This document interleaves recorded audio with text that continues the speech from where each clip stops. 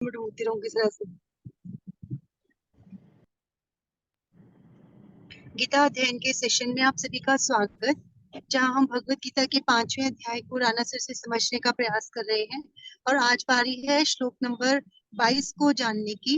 कल हमने जाना कि इंद्रियों को अपने वश में करना कितना आवश्यक है, और आज हम उसी विषय में और जानेंगे राणा सर से। सर को प्रणाम और निवेदन कि आज के सेशन की शुरुआत करें। डॉक्टर सुनीता जी से अनुरोध कि वो बाद में श्लोक पढ़ दें। मेरे को 2 मिनट लगेंगे। कौन से वाले पढ़ने हैं?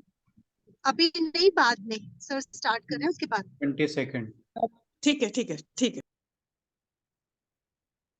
ओम वसुदेव सुतं देवं कंसचाणूरमर्दनं देवकी परमानंदं कृष्णं वंदे जगद्गुरुं। सभी को बहुत बहुत प्रणाम।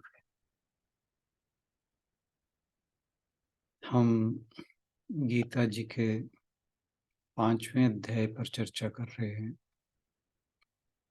और आज बारी है श्लोक नंबर 22 की। इससे पहले भगवान जी ने 21वें श्लोक में हमें बताया था कि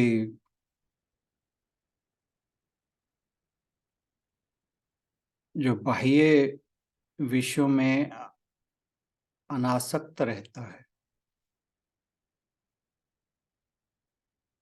और जो अपनी आत्मा में स्थित है वो आनंद को प्राप्त होता है। तो भगवान जी यहाँ बताया उन्होंने कि जो आनंद है वो विषयों से इतर जाकर ही मिलेगा। जब तक हम भोगों में आसक्त रहेंगे, भोगों में रत रहेंगे, तब तक जो सुख मिलेगा वो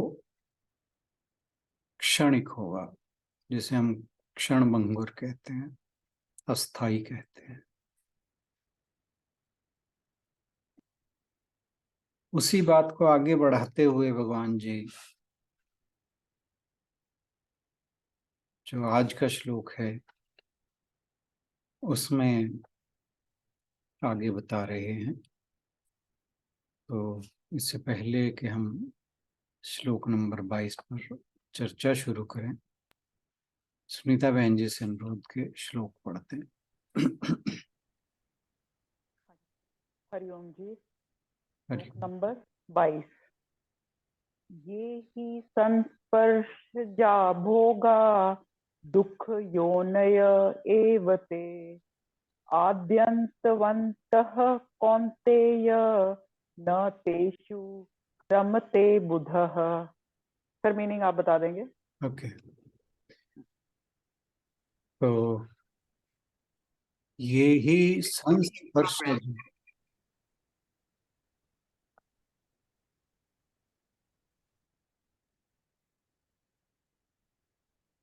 ये ही स्पर्शजा। तो भगवान जी कह रहे हैं कि ये जो इंद्रियों और विषयों के संबंध से उत्पन्न होने वाले, संस्पर्शजा का मतलब है इंद्रियों और विषयों के संबंध से पैदा होने वाले, ये यानी जो, और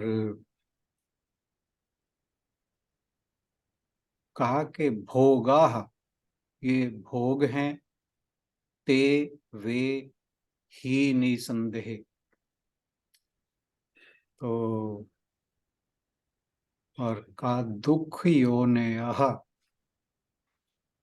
तो दुख की योनियां, दुख की योनियां यानी दुख का बीज कह लो, दुख का गर्भ कह लो। तो ये जो इंद्रियों और विषयों के संबंध से उत्पन्न होने वाले भोग हैं वे निसंदेह दुख की ही योनियां हैं। और आद्यंतवंतः, ये आद्य मतलब आदि, अंतवंतः, ये इसको अगर हम तोड़ेंगे शब्द को, आदि अंतवंतः, तो यानी इनका आदि है, अंत है। कौनते कौनते अर्जुन को कह रहे हैं, न तेषु रमते बुद्धा, कि जो ज्ञानी है, बुद्धिमान है, वो इनमें नहीं रमता। न तेषु, इन, तो ये जो आदि और अंत वाले, आदि अंत वाले क्या है, दुख और इंद्रियों और विषयों के संबंध, ये दोनों चीजें जो हैं इनका आदि भी है, अंत भी है। इट मीन्स कि ये बार बार आते जाते रहते हैं।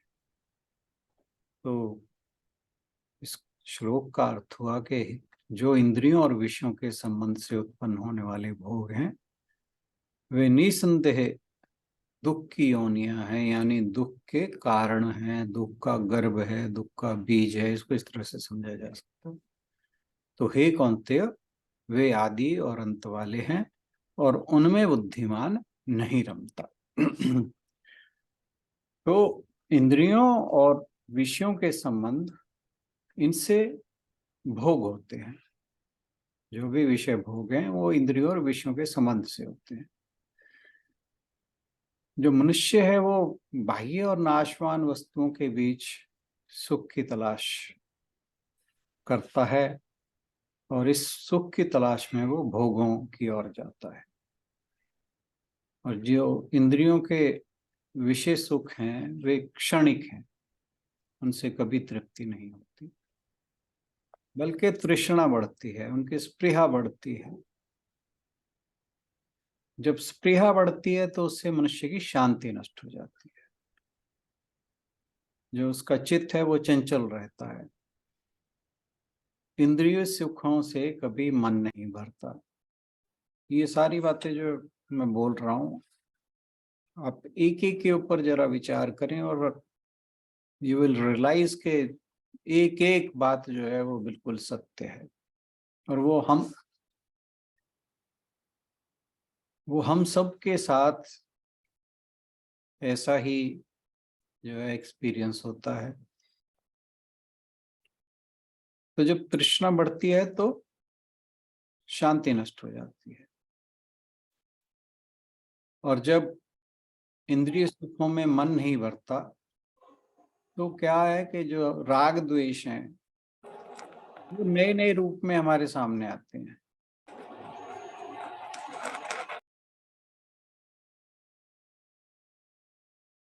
तो भगवान जी यहाँ इंद्रिय सुखों से हटने के लिए एक कारण बता रहे हैं कि क्यों हमें इंद्रिय सुखों से दूर जाना चाहिए, विमुख होना चाहिए। क्यों? क्योंकि ये जो सुख है ये वास्तव में सुख नहीं है, वो केवल सुख के वेश में दुख है। मतलब हमें लगता है कि ये दुख है, सुख है, लेकिन वास्तव में वो दुख है। इसलिए जो ये कहा था कि इंद्रियों और विषयों के संबंध से उत्पन्न वाले भोग हैं वे दुख की योनियां हैं। मतलब ये आएंगे, हमें लगेगा कि ये सुख है, लेकिन दुख की योनियां, इसका मतलब कि वास्तव में ये दुख पैदा करने वाले हैं।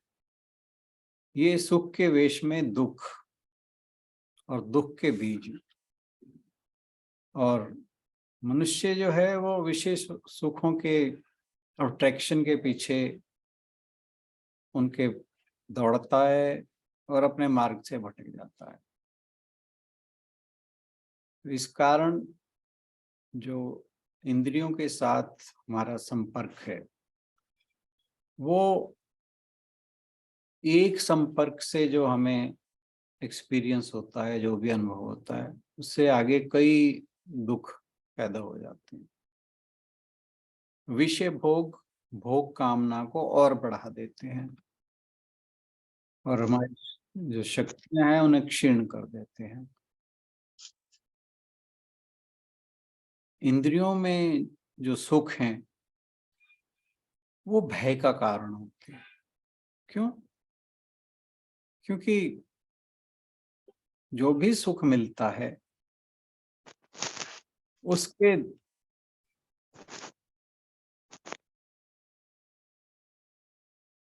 उस सुख के जाने का भय सदा बना रहता है। ये लगता है कि बस ये आ गया तो अब जाए ना। और मनुष्य ये नहीं समझता कि ये जो सुख और दुख हैं ये आने वाले हैं, जाने वाले हैं। भगवान जी ने सेकंड चैप्टर में ही बताया था, आगमा पायनो नित्या। ये पूरा श्लोक था, मात्रा स्पर्शास्तु कौन्तेय शीतोष्ण सुख दुखदा आगमा पायनो नित्या तांत तिक्षस्व भारत। तो ऐसा तो है नहीं कि जो ये इंद्रियों का सुख एक बार आ गया तो जाता नहीं, ये तो आने जाने वाले हैं। उस सुख के आने पर उसके जाने का भय सदा बना रहता है। इसीलिए जो इंद्रियों के सुख हैं वो क्षणभंगुर हैं। लेकिन इसके विपरीत आत्मा का जो सुख है वो ऐसा है कि एक बार जब प्राप्त हो जाए तो फिर वो नहीं जाता, वो हमेशा बना रहता है। जैसे 21वें श्लोक में भगवान जी ने बताया था, सुखम अक्षम अश्नुते। ये ऐसा सुख है कि जो एक बार आ गया फिर वो जाता नहीं, अक्षय है। उस सुख का क्षय नहीं होता। लेकिन जो इंद्रियों का सुख है वो उसका क्षय तो होगा ही होगा, वो जाएगा ही जाएगा। तो जो आत्मा का सुख है वो ऐसा अनंत सुख है जिसका अनुभव करने के लिए मनुष्य को ज्ञान और अभ्यास का सहारा लेना चाहिए और विषय भोगों से बचना चाहिए। क्योंकि भोग किसी भी प्रकार के हों उनसे मनुष्य की तृप्ति नहीं होती। जितना अधिक भोगा जाता है उतने ही भोगने की इच्छा प्रबल होती जाती है। श्रीमद् भागवत में इस विषय में आया है कि जब किसी को दाद हो जाती है तो उसे खुजलाने में बड़ा मजा आता है, लेकिन जितना खुजलाओ दाद को वो उतनी बढ़ती है, और बंद कर दो खुजलाना तो दाद ठीक हो जाती है। तो यही हमारे इंद्रिय सुखों के साथ है, बिल्कुल यही। जितना इनको भोगो, दाद की तरह जितना खुजलाओ उतना खुजली ज्यादा होती है, और अगर ना खुजलाओ तो दाद ठीक हो जाती है। तो विषय भोगों से अगर बचें तो शांति मिलेगी। उनमें रत रहें तो हमारे जो भोग हैं उनमें उन्हें भोगने की इच्छा बढ़ती चली जाएगी, स्पृहा बढ़ती चली जाएगी, तृष्णा उसकी बढ़ती चली जाएगी। एक ज्ञानी जो है वो भोगों को पाकर अपने आप को बड़ा भाग्यवान समझता है। हमारे एक सामान्य व्यक्ति के साथ ऐसा ही है। उसे कोई भोग मिल जाए तो भगवान का शुक्र अदा करता है कि मैं तो बड़ा भाग्य वाला हूँ, मुझे ऐसे ऐसे सुख मिले हैं। और मनुष्य भोगों को जुटाने में लगा रहता है। भोगों को जब जुटाता है तो उसके लिए उसे बहुत प्रयत्न करने पड़ते हैं, उल्टे सीधे काम करने पड़ते हैं, दुख पाता है उसके लिए। भोगने में भी दुख है, जुटाने में भी दुख है, भोगने में दुख है, भोगने के बाद भी दुख है।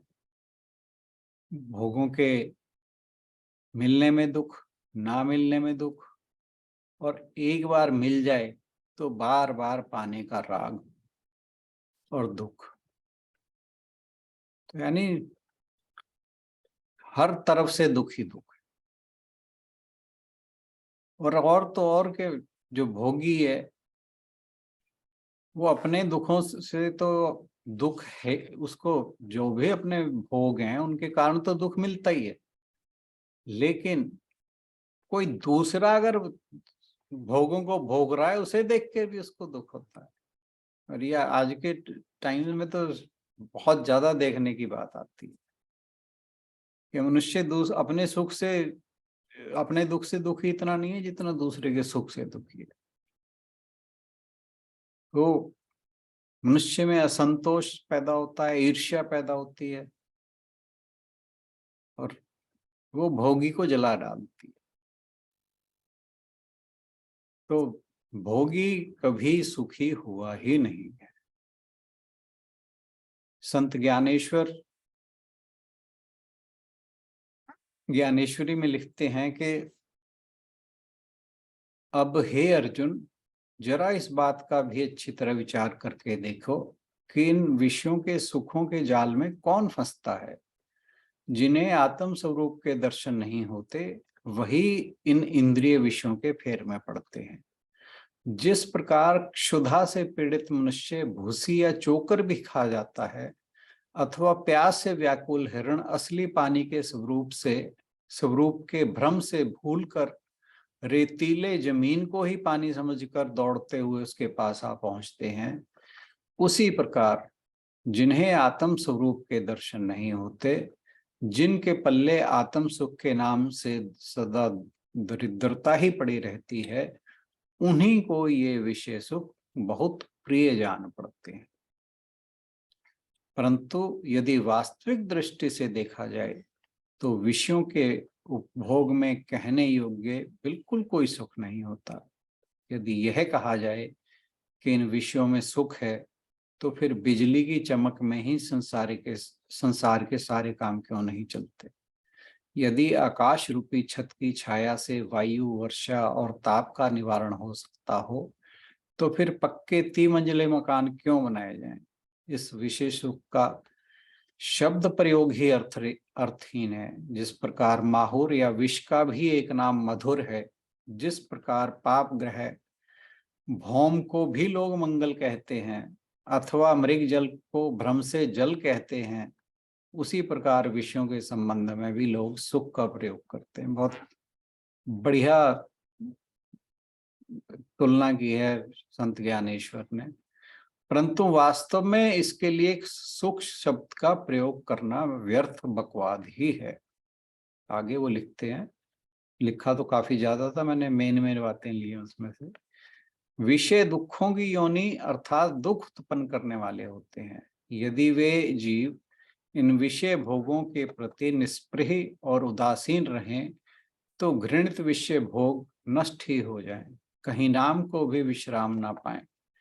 गर्भवास आदि के संकटों से और जन्म मरण की यातनाओं का विकट मार्ग अतिक्रमण करने के लिए भला कौन तैयार होता। यदि ये विषयासक्त जीव विषयों को छोड़ दें तो बेचारे महादोषों का ठिकाना कहाँ लगे। फिर जगत में यह संसार शब्द ही मिथ्या ठहरेगा और उसका अंत हो जाएगा। इसलिए झूठे सुख के फेर में पड़े हुए जिन लोगों ने विषयों के द्वारा होने वाले दुखों का वो अंगीकार किया है, उन्हें इस कोरे माया वाले भ्रम को वास्तविक बना दिया है। इसलिए हे वीर श्रेष्ठ अर्जुन, ये विषय बहुत ही बुरे हैं, इसलिए कभी भूल कर भी इन विषयों के मार्ग में पैर नहीं रखना चाहिए। जो पुरुष विरक्त होते हैं वे विषयों का विष की तरह परित्याग करते हैं और विषयों का परित्याग करने में उनके सामने जो दुख होते हैं वे उनके इच्छाहीन होने के कारण ही उन्हें दिखाई नहीं देते। बहुत ही सुंदर शब्दों में संत ज्ञानेश्वर जी ने इस श्लोक के अर्थ का वर्णन किया है। तो बुद्धिमान लोग भोग के परिणाम को जान लेने के बाद कभी उनके चक्कर में पड़कर पथ भ्रष्ट नहीं होते। भोग से दुख और योग से सुख मिलता है। भोग बाहरी विषयों के संयोग से होते हैं और योग आत्मा के सहयोग से। आत्मा से आनंद का अखंड भरता है और बाहरी भोगों से दुखों का ज्वालामुखी फूटता है। तो जो ये दुख हैं, जो इंद्रियों और विषयों के भोगों से उत्पन्न होने वाले दुख हैं, तो भगवान जी कहते हैं ये आद्यंतवंत हैं। इनका प्रारंभ भी है और इनका अंत भी है।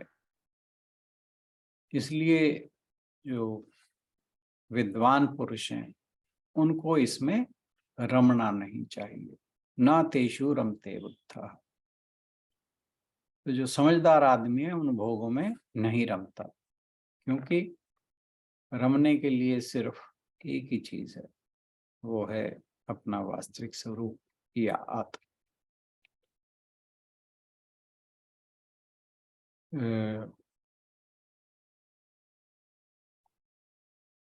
श्वेताश्वर उपनिषद का कहना है कि एक चिड़िया सूत से बंधी हुई है, वह फड़फड़ाती है, दाहिने जाती है, बाएं जाती है, सामने जाती है, पीछे जाती है, परंतु सूत से बंधी होने के कारण वह कहीं दूसरी जगह नहीं जा सकती और अंत में जहां बंधी हुई है वहीं आकर बैठ जाती है। उसे फड़फड़ाने को तकलीफ बिल्कुल मिट जाती है।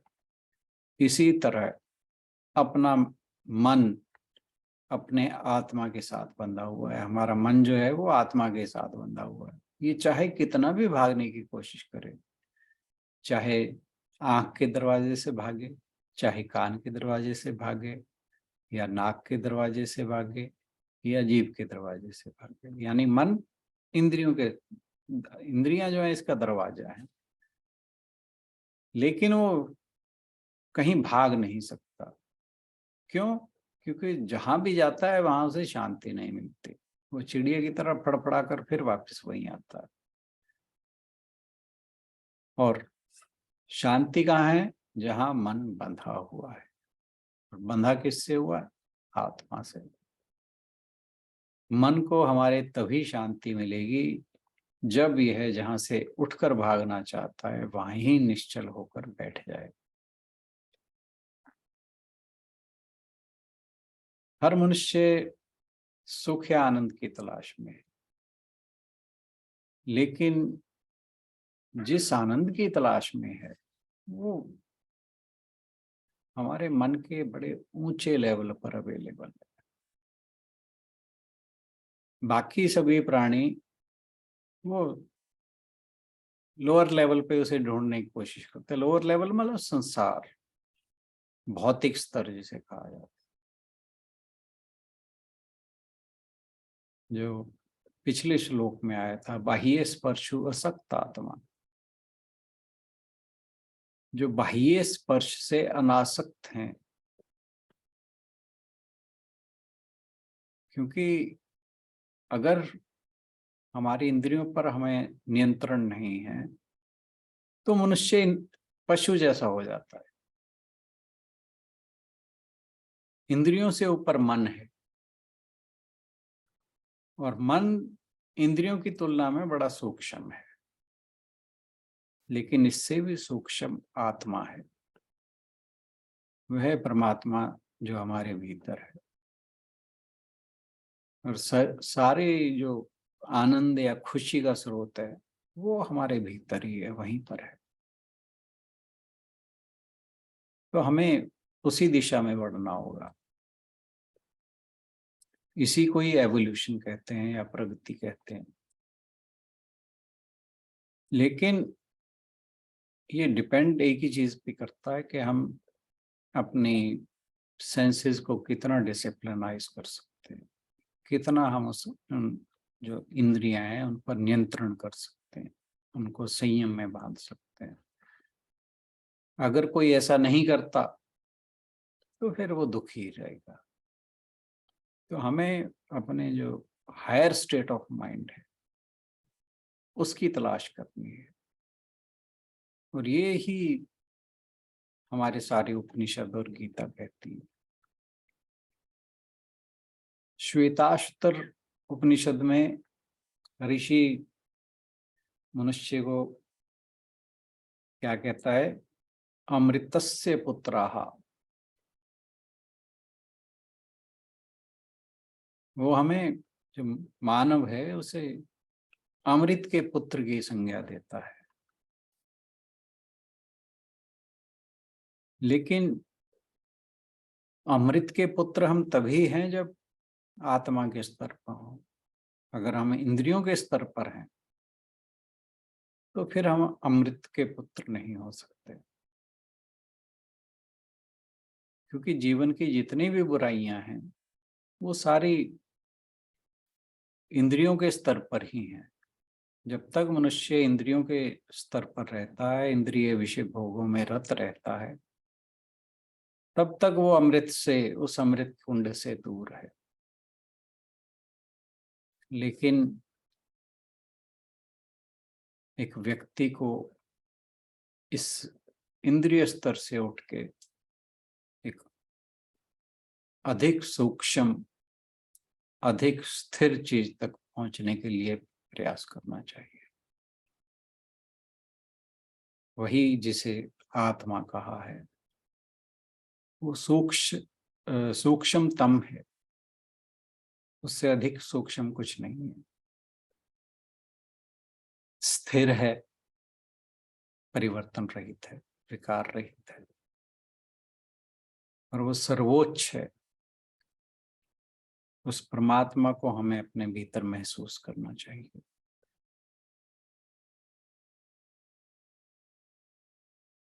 और ऐसी स्थिति में ही हमारे भीतर शांति, बाहर शांति हो सकती है। तो भगवान ने 3 बातें बताई।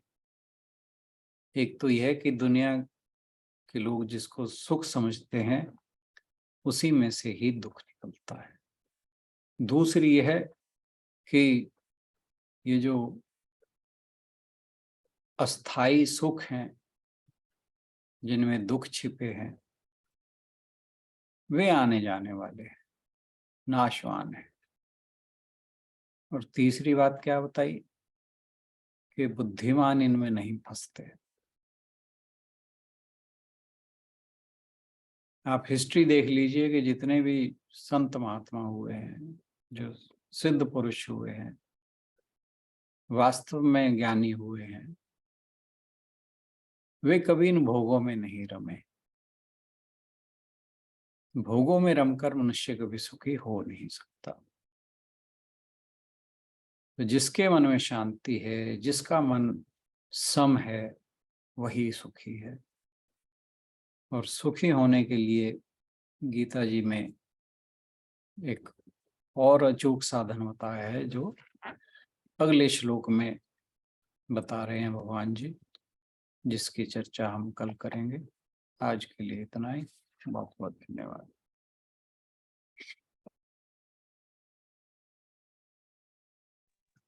सभी की ओर से राणा सर का भी बहुत बहुत धन्यवाद।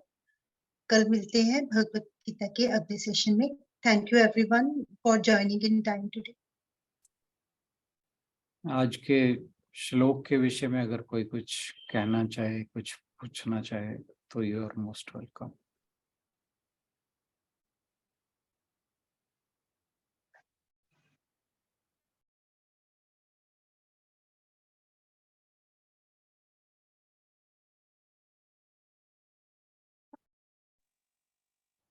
सर आपने वो उपनिषद का क्या नाम बताया? श्वेताश्वतर। आपने वो श्वेताश्वतर। श्वेताश्वतर। हाँ जी।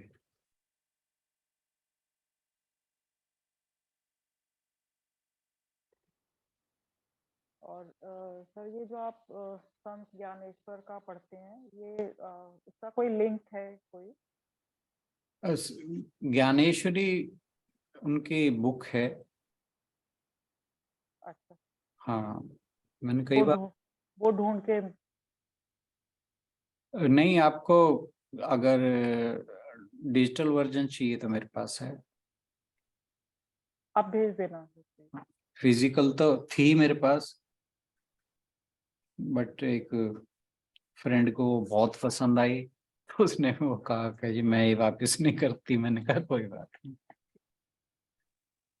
किस चीज की? मेरे वो सुन नहीं पाई, मेरा गड़बड़ा गया था। किस चीज का?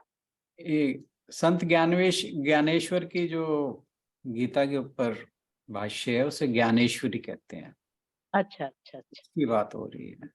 ठीक है, भेज दीजिएगा मुझे भी, या तो ग्रुप में या तो मुझे और सुनीता जी को अलग अलग, जैसे भी। मैं आप दोनों को भेज दूंगा, ठीक है। जो भी चाहता है उसे भेज दूंगा। हाँ सर जी। मैं कल जा रही हूँ संत ज्ञानेश्वर जी की यहाँ पे बहुत प्राचीन मंदिर है आलंदी में। ओके। तो उनका जिक्र चला तो कल मॉर्निंग में, और फिर मैं वापस आके शाम को बताऊंगी क्या क्या देखा और क्या तजुर्बा रहा। महाराष्ट्र में ही हुए हैं वो? हाँ जी हाँ जी, तो कल हम जा रहे हैं वहां पे। प्रॉपर हाँ जगह जी, मुझे याद नहीं है कहाँ पे। आलंदी आलंदी करके जगह है हाँ, यहाँ पे पुणे के पास। बहुत पहुंचे हुए संत थे वो। तो कल देखते हैं, फिर आके आपसे एक्सपीरियंस शेयर करेंगे। श्योर। हम्म। बड़ा बहुत ही उनकी जो हाँ जी। कहानी है, वो जो जीवनी है वो बहुत ही प्रेरणादायक है। बहुत छोटी उम्र में एक्चुअली उनके साथ, जब वो बहुत छोटे थे तो उनके परिवार के साथ कुछ लोगों ने गड़बड़ की थी। उन्हें जैसे अच्छा। बाहर निकाल दिया, पता नहीं किसी वजह से गांव से निकाल दिया था। और ये 4 बहन भाई थे और बहुत छोटे थे। तो इनके जो बड़े भाई थे पहले तो उन्होंने संन्यास लिया, निवृत्तिनाथ, अच्छा। और फिर निवृत्तिनाथ के ही शिष्य बने जो संत ज्ञानेश्वर थे। अच्छा। हाँ, मतलब उनके बड़े भाई ही उनके गुरु थे। हम्म। उनकी बहन ने भी शायद फिर संन्यास लिया था, मैं बहुत अच्छे से याद नहीं है मुझे सारा कुछ, पर बहुत ही प्रेरणादायक कहानी है उनके जीवन की। तो आप प्लीज जरूर हाँ। जाके शेयर करिएगा हमारे हाँ साथ। बिल्कुल बिल्कुल, मैं कल जा रही हूँ मॉर्निंग में, पास ही है तो शाम तक वापसी हो जाएगी।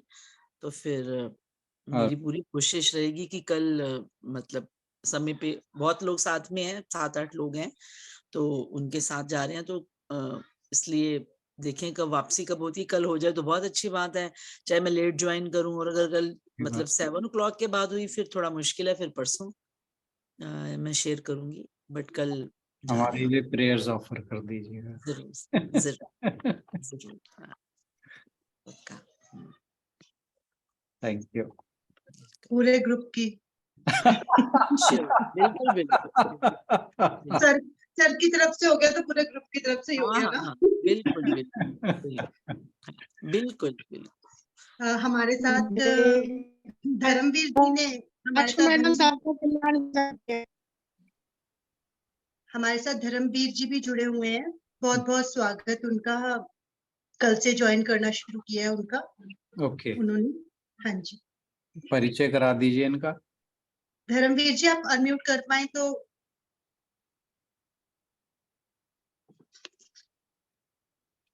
ये वीवो वाला लिंक है इनका?